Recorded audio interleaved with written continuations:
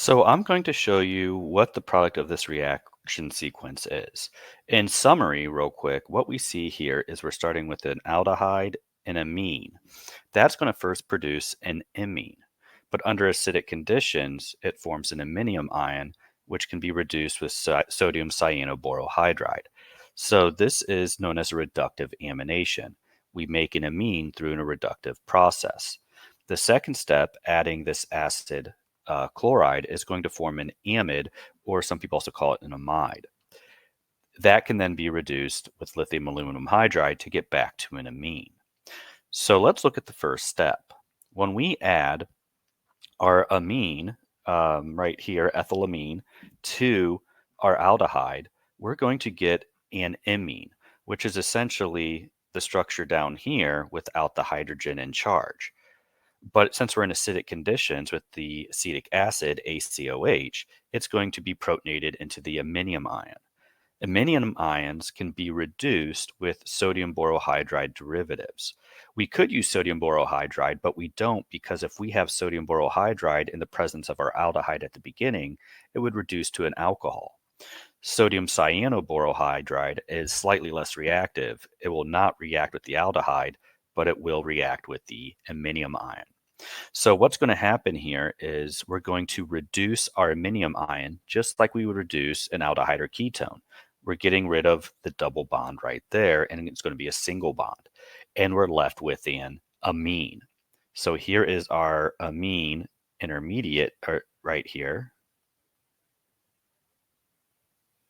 The amine intermediate, and it is right now a secondary amine because we have two carbons on that nitrogen. So we have a secondary amine,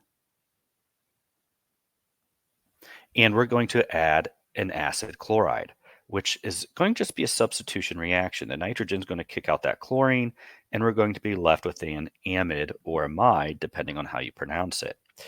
Again, an amide is just a carbonyl with a nitrogen attached. Because that nitrogen has three carbons, it's going to be classified as a tertiary amide.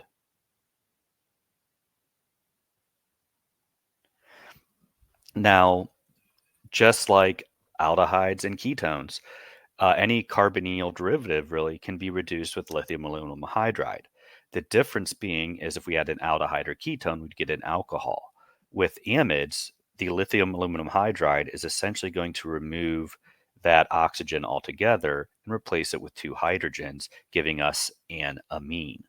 And the final amine is going to be this tertiary amine. So, in summary, what we are doing here is we're starting with a aldehyde. We are doing a reductive amination to add a nitrogen and a carbon chain to the carbonyl carbon, giving us an amine, in this case a secondary amine. That amine will react with an acid halide to give us an amide, in this case a tertiary amide. And then finally, we're going to reduce that amide down to the tertiary amine. Keep in mind, I drew this to where the 3-carbon chain is down here and the 2-carbon chain is down here, up here. These bonds can rotate, so that's why this is the same as B up above. It's the same 2-carbon, 3-carbon chain. It's just a different conformation, rotational conformation. It's still the same compound. It's just when you draw things, typically there's a specific way when you add things, how you draw it to be aesthetically pleasing. And that's why in the end I had the 2-carbon chain there and the 3-carbon chain there, is to keep up with the consistency of how I was drawing these. But again, just keep in mind, they are still the same structure. It doesn't matter where you put these three groups. It's all the same compound, just rotated differently.